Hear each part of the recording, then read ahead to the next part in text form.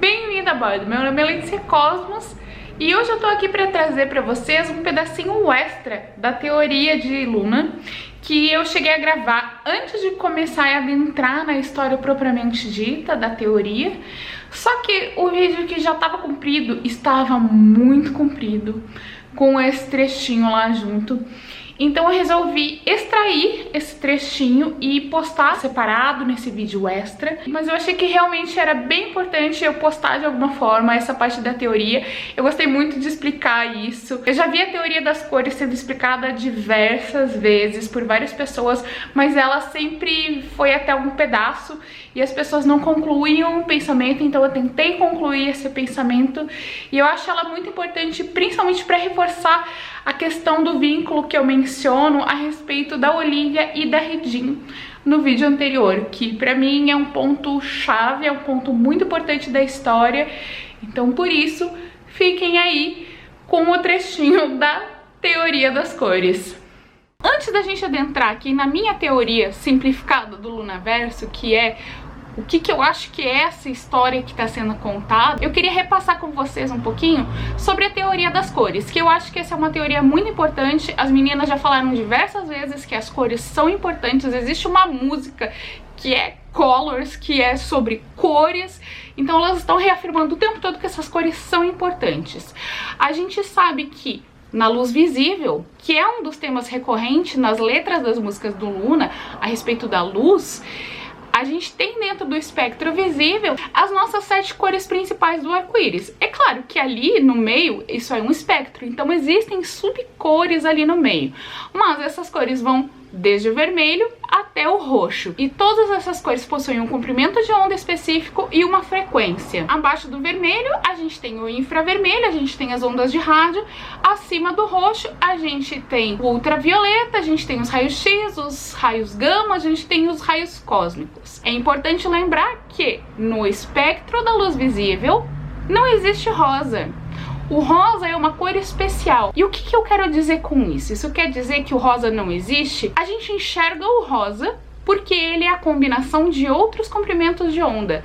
Ele não é um comprimento de onda que existe no espectro da luz visível. Porque o rosa, ele justamente seria a cor que ficaria, se a gente juntasse todo esse espectro num círculo, entre o vermelho e o violeta. Mas basicamente, para ilustrar melhor, por exemplo, esse mouse aqui que eu tenho, ele é roxo. O que isso significa? Significa que ele é roxo? Não, significa que eu enxergo ele roxo. Isso significa o quê? Que a luz visível vai vir com todos os seus comprimentos de onda aqui, com todas as suas cores, vai bater aqui, o pigmento que está dentro desse material vai absorver todos os comprimentos de onda, exceto o roxo. Então, o comprimento de onda da luz que chega até o meu olho é o que sobrou.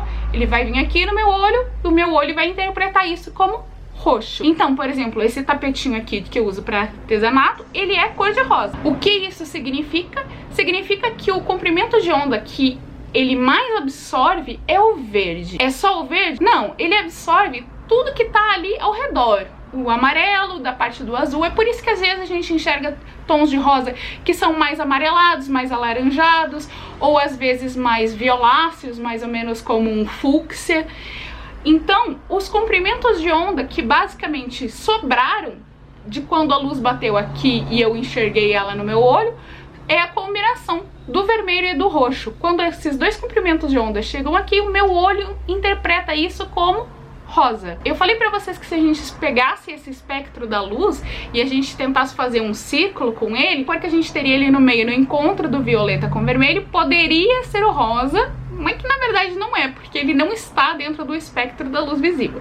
Mas ainda assim, essa roda que é formada é muito útil para a gente entender o que são cores complementares. As cores complementares são de extrema importância para o Lunaverso. A gente tem bem clara, durante essa era do pré-debut, toda essa questão entre o violeta e o amarelo, que são as cores da Hyunjin e da Choerry, que são cores complementares. É por isso que a gente fala que elas são os opostos, que elas são a imagem no espelho uma da outra. E aqui nesse gráfico eu coloquei as cores de todas as meninas que estão no espectro da luz visível. A gente sempre ouve falar da tal da teoria das cores quando entra no fandom de Luna, e eu vejo muita gente tentar explicar isso até um certo ponto, e essa coisa meio que para.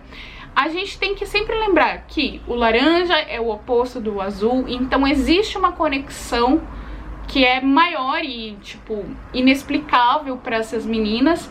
Quando o azul e o laranja se encontram, a gente vê em Hai Hai que quando o violeta e o amarelo finalmente se encontram, isso é uma coisa que causa felicidade para elas. Então elas anseiam por encontrar o seu oposto e chegar numa coisa que é mais harmoniosa. Mas então, isso aqui vale só para as cores que estão no espectro da luz visível?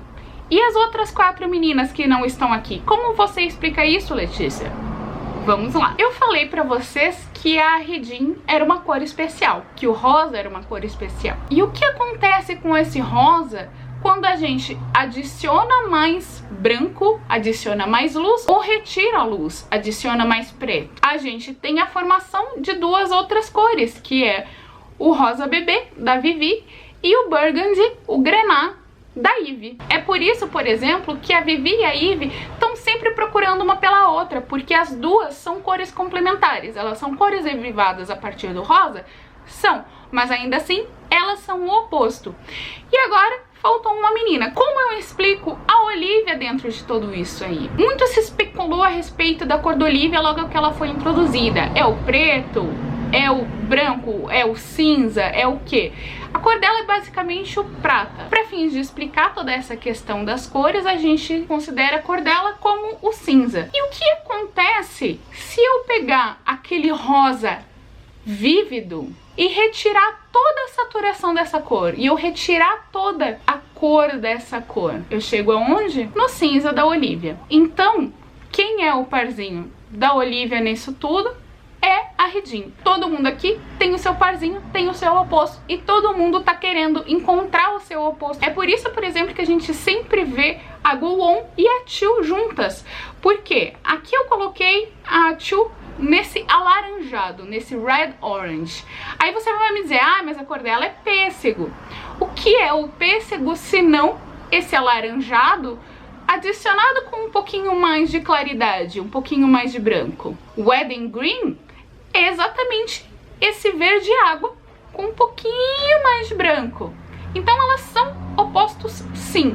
Aqui basicamente a gente só tem 4 spots nesse círculo de cores aqui que não tem exatamente um parzinho para mostrar para vocês. Mas é basicamente isso. A partir daqui, vamos para a história, que é o que realmente interessa, e eu já tomei muito tempo explicando só isso.